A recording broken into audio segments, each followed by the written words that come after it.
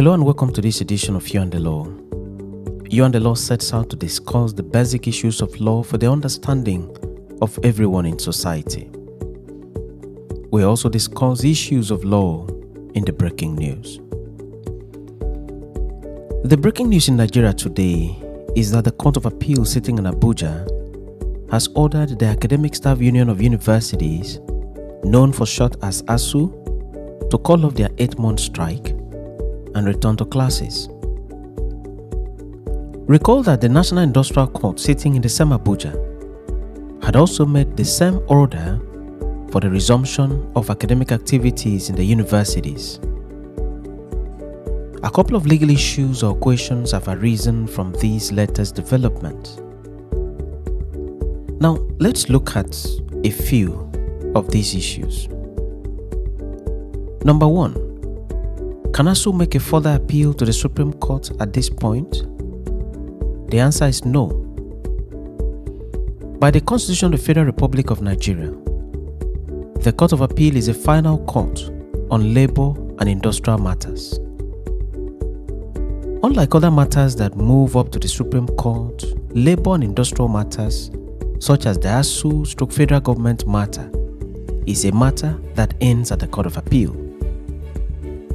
You can find this in section 243 sub 4 of the Constitution of the Federal Republic of Nigeria, which says, and I quote, "The decision of the Court of Appeal in respect of any appeal arising from the civil jurisdiction of the National Industrial Court shall be final." End of quote. The recent decision of the Court of Appeal was a civil matter. This means that ASUU cannot appeal against the decision to the Supreme Court. If an appeal is filed by ASUU, I am afraid such appeal is very likely to be struck out by the Supreme Court on the first day of hearing.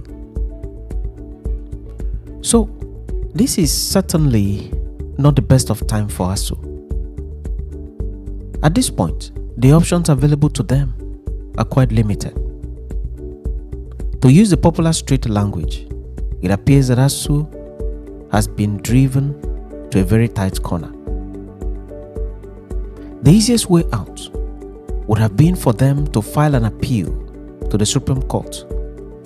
But as stated above, the Constitution prohibits a further appeal on labor and industrial matters to the Supreme Court. So what then can they do? Here is the honest truth. They should convene a meeting of its stakeholders and deliberate extensively on the best way forward. If in the wisdom of their majority, the decision is taken to suspend the strike, then ASUU will have no problem with the law. That part of the case will be considered as addressed or duly complied with. So that's the first available option for them, calling off the strike at this point. I cannot pretend that this option will be applauded by all its members. It may not be. As a matter of fact, some members of ASUU are opposed to the calling off of the strike at this point. I totally understand them. But legally speaking, how best do you handle a situation such as this? More so, as there is no room for you to vent your dissatisfaction to a higher court. This is where the present situation becomes delicate for the association. There is the extreme option, that is, refusing to call off the strike. As it is now, should ASUU take this option, ASUU will be seen in law as disobeying the orders of courts. In law, when a party disobeys the order or directive of a court, such person can be cited for contempt and sent to prison until he purges himself of the contempt. But the issue of contempt raises another legal issue about whether ASUU as an association can be cited for contempt. Note that in law, contempt proceedings is usually targeted at an individual who has disobeyed the court and such individual must be served with the contempt papers in person. In this case, no individual lecturer is a party to any of the suits pending before the courts. It is thus impossible to cite lecturers for contempt and send them to prison. The suit is between the federal government and ASUU. Contempt must be against a party to a suit. None of the lecturers in Nigeria is a party to the suits in issue. This therefore poses a serious challenge of implementation of the court orders for the federal government. It is a practical impossibility for the federal government to cause the arrest of all lecturers in Nigeria for contempt of court. The nearest the federal government can do will be to cite the registered trustees of ASUU for contempt of court. Registered trustees are the persons whose names were used in the registration of a corporate entity like ASUU. It could be the names of the founding fathers and mothers of the union, or such other names that the union would have approved for inclusion from time to time. Such names would ordinarily not be more than 10. These are the people that can easily be cited for contempt of court in the federal government ASUU matters.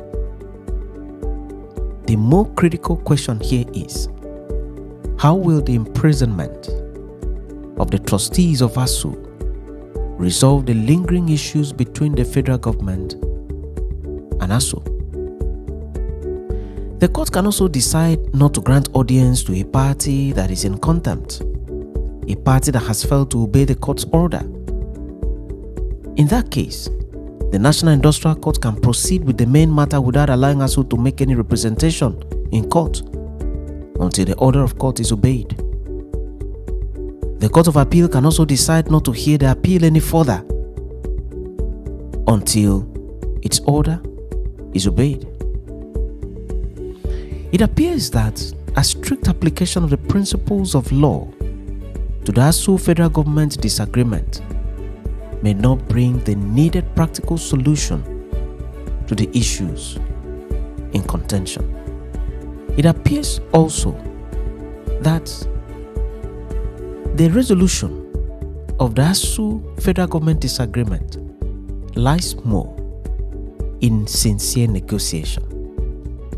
How the parties will navigate this phase in their struggle is what the next days will tell. Many thanks for watching this edition of You and the Law, and do remember to subscribe and follow this channel for regular notifications. I remain your host, your friend and lawyer, Ekemi Nudim.